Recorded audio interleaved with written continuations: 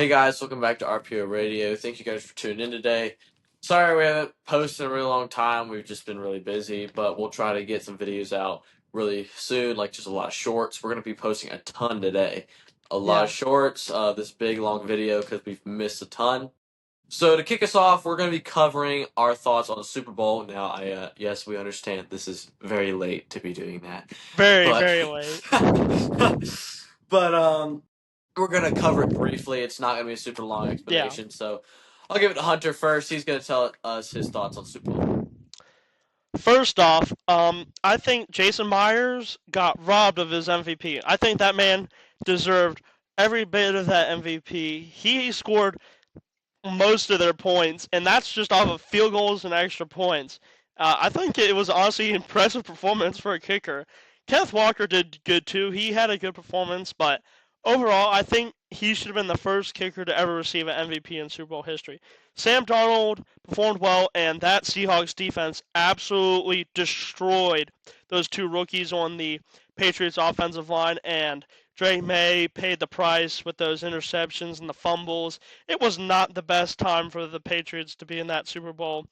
And I honestly saw that result coming a long ways before that game even came.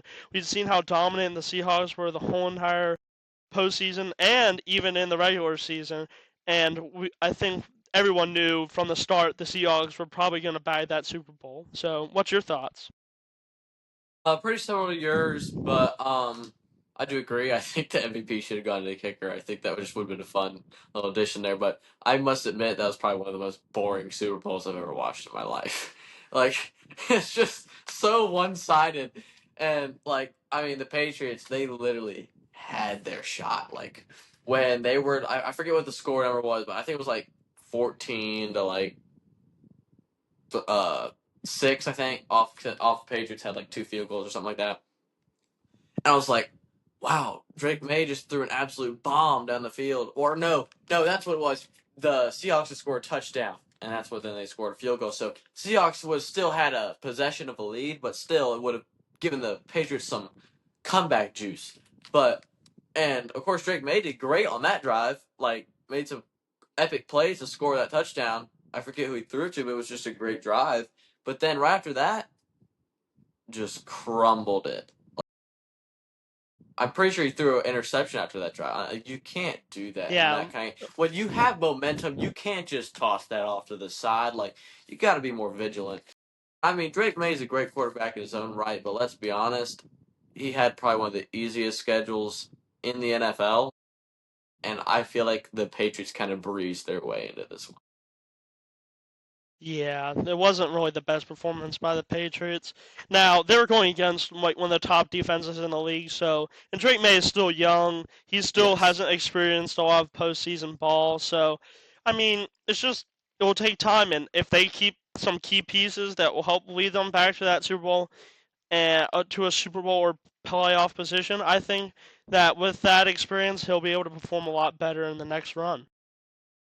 Yep. Well, now we're going to be covering some of the NFL stuff. So, crazy buzz going on with like trades or anything like that. So the first big thing we're gonna hit is a huge trade for the Bills. They got DJ Moore. This was a while back, but still, it's just a big trade for them as they've had almost no one in the wide receiver room who's been able to step up. And although I don't think that's their best option that they had, I thought just Jefferson was their best option. I feel like they didn't do as great to try to force a trade there.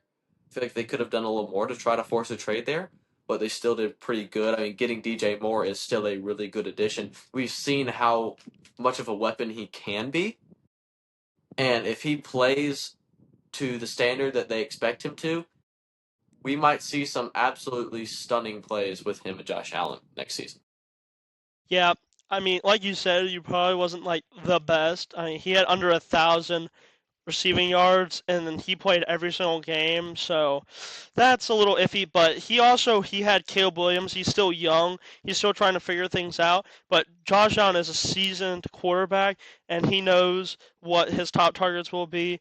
And I think he will easily be their number one receiver because they basically had no one before this. So honestly, he'll probably see a lot of balls thrown to him, and he'll probably get a huge yard bump. But we'll see what happens. And then, of course, he'll probably target the tight ends just as much. As we saw, that was like one of his top targets to go to, Dalton Kincaid and them. So I think that just adds a little bit more stability to their wide receiver core. And overall, I think it was a pretty solid move, as they didn't really have much of anybody at that wide receiver position.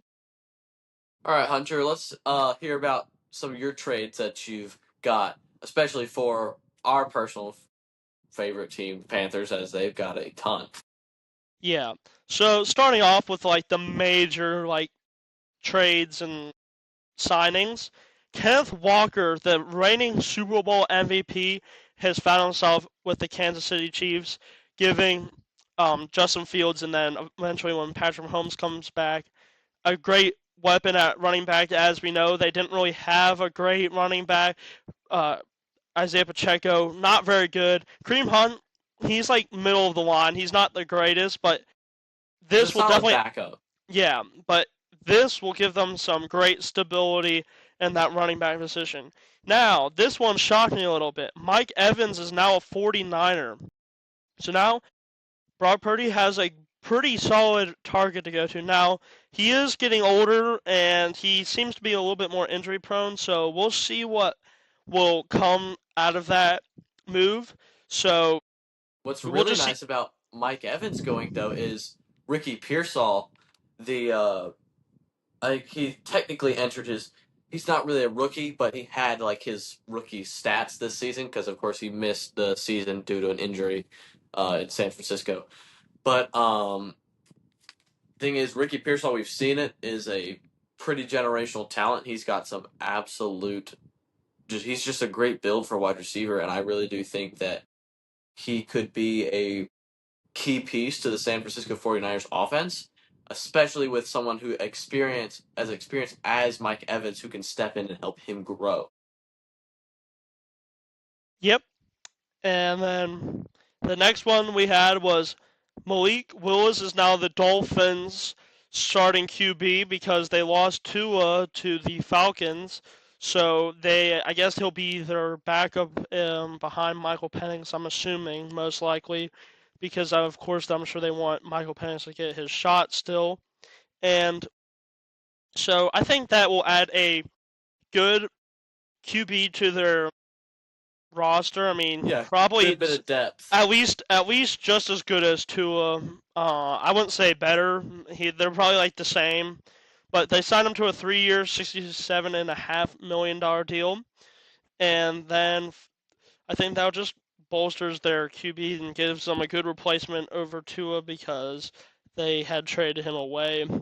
And then the Vikings signed Kyle Murray, and because it just seems like they gave up on JJ McCarthy. He had a terrible season, injured, and he is probably gonna have to either sit on the bench, or if he's been released, he's gonna have to see if he can find a team. He needs a little bit of like coaching and some mentorship to help get himself in a good position for being a starting QB on any team, because what he did there, I wouldn't give him a starting role on any of the teams. I don't care if it's the worst team. I mean, the Jets still would have. I mean, the only thing he maybe have is the Jets, but if they sign that Alabama QB, he's gonna be searching for a while. And Jalen Waddle is now the uh, Denver Broncos wide receiver.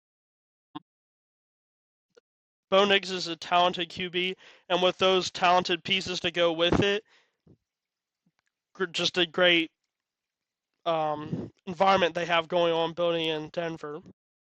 And then some notable re-signings. Damar Hamlin gives the Bills some extra depth at safety, and they signed him to a 1-year deal. And Connor McGovern has signed a 4-year, $52 million deal with the Bills, so he will be staying with them for a while.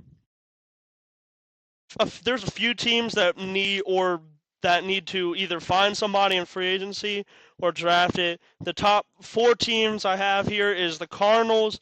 They need a QB, offensive lineman, edge rushers, and a cornerback. The Falcons need wide receiver, defensive tackle, linebacker, and a cornerback. And the Panthers desperately need a tight end. They need some O-line because they've lost a lot of the O-line to free agency. A cornerback to help with J.C. Horn because he's not going to be able to carry a whole entire defense on his back. And we need some safeties to help us boost ourselves. And then the Bears need some wide receiver depth after losing DJ Moore. Not very, pretty much no one to throw to except he has his talented tight ends. That's about it there. And so, yeah, what's your thoughts on that? I honestly think that this year is going to be a lot of teams who almost underperformed for what they were supposed to. I think that they're all going to step up, like Chiefs. I know that they're going to be without Patrick Mahomes for a good bit, but getting that addition of Kenneth Walker could really save their season. Oh, this is no like jab at Justin Fields. I think he can be a really good backup. The thing is, the now he does fit into their scheme. I will say he does fit into their scheme because he's a running quarterback. It's what it's what Patrick Mahomes does. Patrick Mahomes runs on a good bit. Now the only problem is they do need a quarterback who can also make tough throws, which we've seen Patrick Mahomes can do that. Justin Fields, not so much. But with Kenneth Walker, you can have hope to make it through that stretch until Patrick Mahomes can come and dig you out of that small hole that you might have. Just for the draft, most people already know the Las Vegas Raiders will most likely sign Fernando Mendoza as the QB, and I think that'll be a good move with them. And if they can keep Max Crosby and they made some key defensive moves, they could actually maybe win their division this year, depending on how everything falls for them. It'll definitely be a close one there. So yeah, you take it away. All right, well, now we're going to be covering my personal favorite topic, college football. So the off season is here, and I will say the off season is really, really fun as well. We get to see a lot of really cool transfers, recruits, and all of this crazy stuff. So, first, I'm going to jump into the recruits overall, and then we'll jump into some crazy recruits for my Florida Gators fans who are in here. So, I'm going to give, then after that, I'm going to give a prediction for the Florida Gators schedule coming up, just for you guys, you Gator fans out there.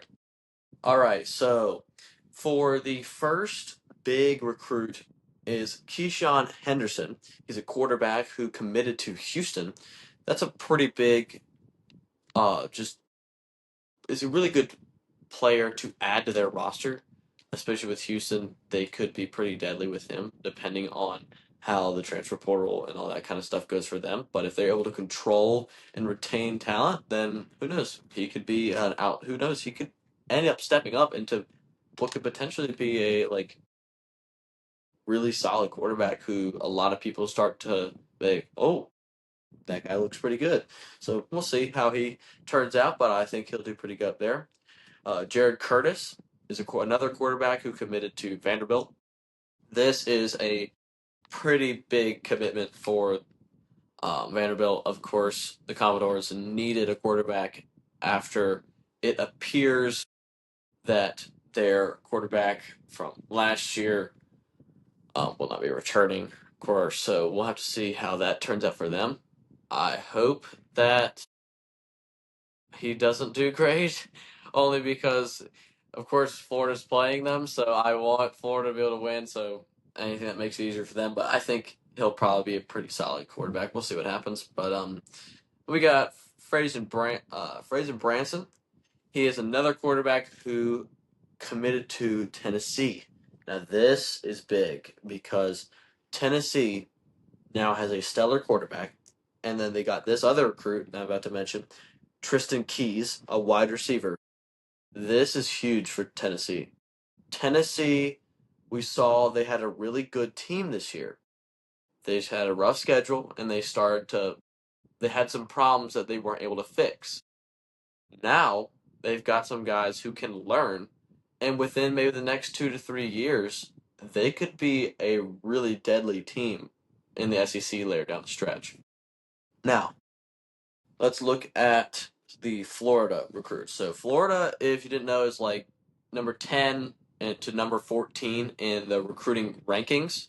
So pretty solid recruitment for Florida, still dominating. I thought Florida might struggle, especially with now losing Billy Napier, but surprisingly, John Summerall has stepped up just as much, if not more, in the transfer portal and the recruiting overall. So let's look at some of the good Florida Gators recruits. So we got Rajalon McCoy. He's a defensive lineman. He is, just to put to perspective just how big this guy is, he is 6'7", 245 pounds, and is a 5-star recruit.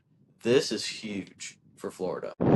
This man is going to be a massive addition to that defensive line, who has lost a ton of seniors, but now with him stepping in as a leader, who knows, we could have a massive amount of sacks next year, especially with how that secondary is working too, forcing quarterbacks to take more time with throwing the ball. Who knows, that guy could get after some quarterbacks next year.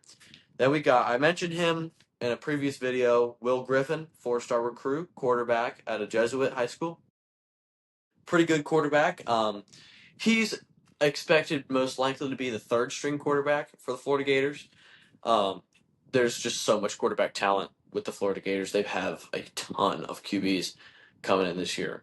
I don't really know how they're going to handle that, but it makes sense, though, especially with they're in a weird spot where they're having to decide who do we want as our quarterback. So it'll be a neat situation to watch that go down.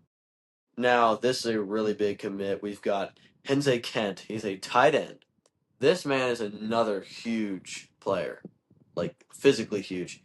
He is 6'6", 310 pounds. That is a massive tight end. That guy could go out and probably pummel some guys on the field. And I really do think that he might step up for the Florida Gators as a star receiver for them. Then we've also got another addition to the wide receiver room, Jackson Bellinger. He is supposedly one of those like dark horse players who can really step up and who could sneak their way into being one of those big players. Now, here is the Florida Gators prediction I have. So I have 2 predictions that I'm going to make. I have a really, really positive prediction and my real prediction. So we'll kind of get to see what happens. The positive prediction, who knows? We'll have to see what happens. But here's my prediction. Here's my positive prediction first. Florida Atlantic is the first team that Florida's going to play. Probably going to steamroll them. Win for Florida, especially since it's at home. Then we're going to play Campbell. Don't even know who that is. Have to see what happens. Give me Gators on that. 2-0. Then we go to play Auburn away. Now this is a tricky one because Auburn away is really hard because it's away crowd. It's gonna be rocking, but I would say Florida has the overall better team. They're better. They have more talent. They're more versatile, and I feel like they have this aggression about them that I think that when they go in here, they're going to be like, we're going to beat Auburn. So I think they will. I think they're going to take down Auburn. All right, now we step into Ole Miss at home. This is going to be a tough game, but I do think with especially the focus of John Summerall as a head coach, I think he's going to be rewatching some of those tapes from last year's game against Ole Miss. I think he's going to be looking at what did we do right and what did we do wrong, and he's probably going to pick out the things that he liked and the things that he did that we didn't like, and he's going to prepare. That's one of those games that he's going to really make sure that the Florida Gators are prepared for that game, because again, one loss could make or break your season. So he's definitely going to be prepared for that game. I think that I would say I think Florida beats Ole Miss, especially with the home crowd. Florida's always going nuts, and again, teams I feel like are pretty evenly matched. Ole Miss has lost some key players to LSU, especially since they wanted to go join Lane Kiffin over there. All right, next game they've got Missouri away. Now, I think Florida's gonna get this one pretty good. I mean, this is no offense to Missouri, but they had a great year this year, but they had so many seniors. Losing as many people as they did is a big problem because that means they could easily go from, ooh, this is one of the better teams in the country to, oh, not one of the greatest teams in the country anymore. So I don't know how that's going to look for Missouri. It really just depends on what their schedule is and how that works, but I would give you a dub there. I think Florida's got that. All right. Now this is the first big game of the 3-game hard stretch, which is a really tough part of the schedule. We have Texas away. Florida, I think they're going to lose this one. It's Texas. They've got a ton of new additions. They're really getting after it. I think Arch Manning might be able to step up next year. I don't really know, but if he does, then he's going to be deadly if he's able to step up next year. So I would say Florida loses to Texas, and I think Florida would then be 5-1. So then I think the next game it's at Georgia. Some of you Georgia fans are about to hate my prediction right now. I think Florida has the ability, especially with Coach Summerall, and Florida has a drive to win this game, especially with Aaron Philo. Florida posted a video the other day about Aaron Philo talking about how much he hates Georgia. So, I mean, they've got a drive. They did really, really want to win this game. And let's be honest, that's an SEC East opponent. Like, that game right there could determine if you go to the playoff or not. So I would say that's a big game, and I think that if this prediction that I'm making right now is correct, that's a game they're really going to want to win. Especially, you don't want to go back-to-back losses. That's not good for your team. It's not good for the morale. It's not good for the overall fan base either. So we'll have to see how they do, but I would say Florida pulls off like a either field goal win or maybe a one-score victory, make it a really close game in Mercedes-Benz. So we'll have to see what happens there. Next game is Oklahoma at home. I think that Oklahoma would probably. I would say Oklahoma. It's a really hard game to pick. It's going to be one of the best games of Florida's season. I think Florida beats Oklahoma at home. I think it's a really good crowd. I think that place is going to be rocking, especially big SEC opponent. And I think that we'll have to see how Florida responds to that electric offense that Oklahoma has. Then we go to Kentucky away. I give me Florida to win that one. And then Vandy at home. I would say Vandy is going to lose there. So right now, that would put us at, what was it, 10-1? All right. So then final game, of course, Florida State away. Florida State just isn't looking great overall from what I've seen. So I would say give me Florida to win that. So overall record 11-1, which again, that's a really, really positive prediction. Don't think that's going to happen. But I mean, who knows? College football is a crazy thing, and who knows what happens. Now I'm going to speed through this real schedule just that way we don't keep this video too long. So Florida Atlantic W against Campbell as well. Auburn away. Loss. Give me W. I'm gonna go with the I W. say a loss. For me personally, I would say that's. I think Auburn's got it. I think Auburn's got it in a position that they can't win. I think they've got it in a position they can't win it there. I just feel like Florida's team is overall better. I think Florida's gonna win that game. So give me 3-0 there. Ole Miss at home. Give me a W. Missouri W. Texas loss. Georgia loss. Oklahoma win. Kentucky win. Vandy win. Florida State win. So that's my really realistic prediction. I do think that this team has the potential to go 10-2. I think it's really possible. It's a pretty easy schedule in the SEC. I'll be honest with you, it's probably one of the easiest schedules Florida's had in a long while. And now, I will say some teams that would be a dark horse loss for Florida would be either Auburn or Ole Miss. Those would be the two dark horse losses, I would say, for Florida, who could potentially make them go 9-3. But Or we've seen that. Kentucky. Kentucky kind of we always choke against Maybe. Kentucky. I don't know. We'll see. But I honestly do think, though, if Florida goes 9-3, they could potentially still make the playoff, depending on who they beat. If they beat Oklahoma, and if Oklahoma's a good ranked team that year, that could push the people to say, Florida beat a ranked team. They have potential. We'll put them in the playoff. Who knows? That could potentially sneak them a spot in the playoff. Now, would they go to the SEC with that record? Absolutely not. Now, 10-2, could they go to the SEC title? Absolutely. I think that a 3-loss team could make the playoff, especially with Florida, especially with the hard schedules that they've had, especially with such a rebuild that they've had. It's been such a challenging rebuild for them, especially with John Summerall getting a whole new coach into a new environment. Like, I feel like they would say, this man's done a lot with his team. Give him a shot. So who knows?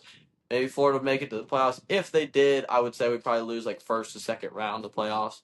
Still better than nothing. Florida hasn't made a bowl game since 2024. So we'll see what happens. But what would you say is your overall like record prediction for Florida?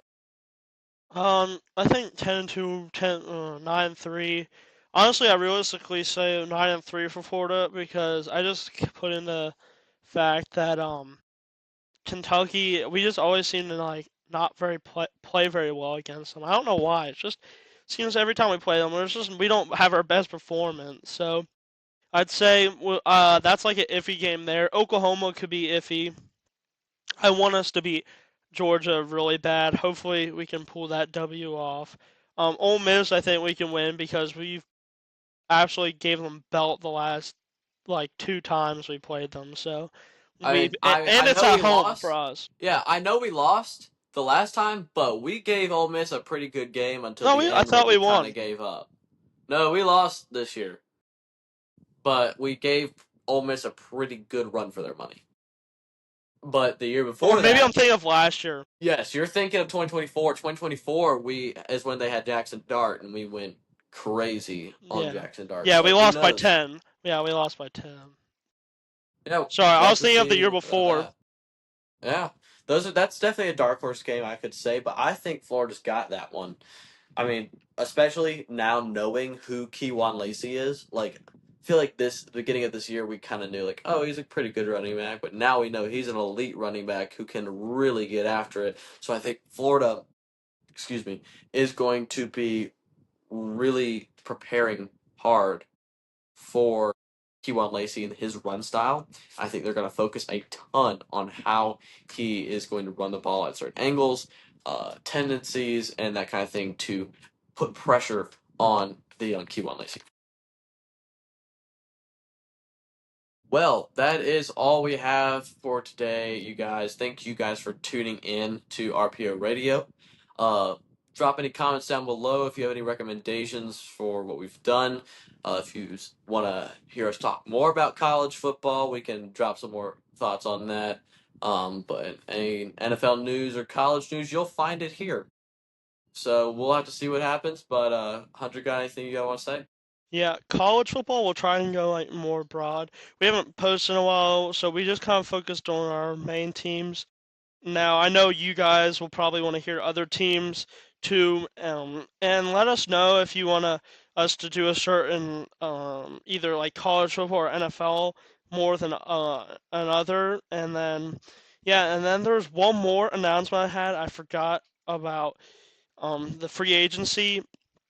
Carolina Panthers had signed Devin Lloyd from the Jacksonville Jaguars. That is a solid move by the Panthers, as we did not have any linebackers, and he played really well last year. So hopefully he'll do well for us. And we also signed a really good offensive lineman. I'm trying to remember his name.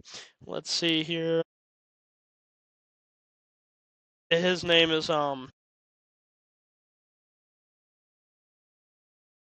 Rasheed Walker. Rasheed Walker from the Packers.